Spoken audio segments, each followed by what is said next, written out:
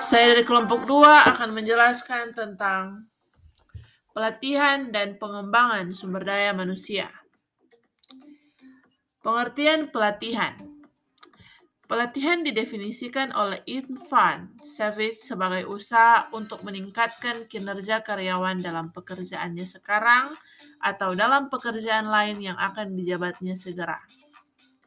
Menurut Wesley dan York, ada 3 alasan mengapa latihan personel itu perlu diselenggarakan oleh organisasi atau perusahaan. Di antaranya, 1. Seleksi personel tidak selalu menjamin akan personel tersebut cukup terlatih dan bisa memenuhi persyaratan pekerjaannya secara tepat.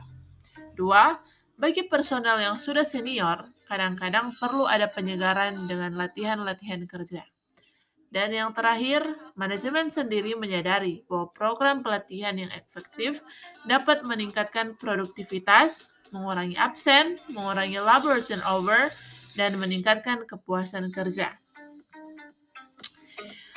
Menurut Richardson, perencanaan strategi yang melibatkan pelatihan meliputi berbagai komponen, yaitu menentukan tingkat skill karyawan saat ini, menyeleksi tempat yang paling fleksibel dan menjadwalkan program, memilih metode pelatihan yang paling tepat, mengumpulkan dan mengembangkan materi pelatihan, dan mengevaluasikan pelatihan.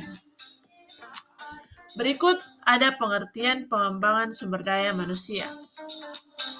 Menurut Andrew F. Sikula, pengembangan mengacu pada masalah staf personel, yaitu suatu proses pendidikan jangka panjang yang menggunakan suatu prosedur yang sistematis dan terorganisir dengan manajer yang mempelajari pengetahuan konseptual dan teoritis untuk tujuan umum. Program pengembangan terdiri atas 3, yaitu mengikuti pendidikan, transfer antar bagian, dan promosi suatu jabatan. Manfaat pelatihan dan pengembangan bagi perusahaan dan bagi individu. 1. Meningkatkan profitabilitas. 2. Meningkatkan keahlian dan pengetahuan kerja. 3. Meningkatkan produktivitas dan kualitas kerja. 4. Meningkatkan efisiensi dan mengurangi biaya operasi yang diakibatkan karena kesalahan operasional. 5. Meningkatkan pengembangan organisasi. Sedangkan manfaat pelatihan dan pengembangan bagi individu antara lain: 1. Membantu pekerja menyelesaikan masalah kerja yang mungkin timbul. 2. Meningkatkan motivasi dan kepuasan kerja individu. 3. Meningkatkan kepercayaan diri dan pengembangan dari individu.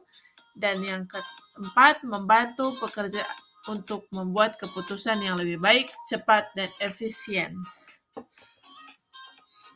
Berikut langkah-langkah penyusunan program pelatihan dan pengembangan. Pertama, ada analisis kebutuhan atau need analysis. 2.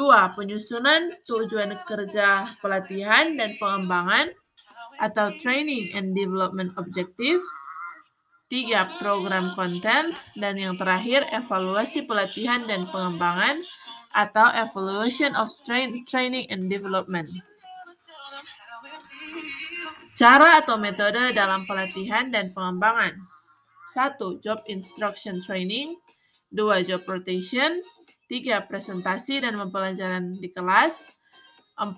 Vestibular training. 5. Role playing and behavior modeling. 6. Studi kasus. Dan yang terakhir, mentoring.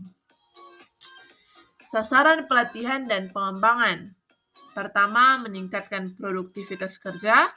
Kedua, meningkatkan mutu kerja. 5. Meningkatkan ketepatan dan perencanaan sumber daya manusia. Keempat, moral kerja. Kelima, menjaga kesehatan dan keselamatan. Dan yang terakhir, menunjang pertumbuhan pribadi.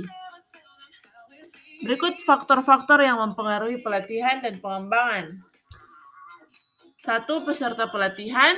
2. Instruktur atau pelatih. 3. Materi pelatihan. 4. Lokasi pelatihan. 5. Lingkungan pelatihan. 6. Waktu pelatihan. Dan yang ke-7, faktor lainnya.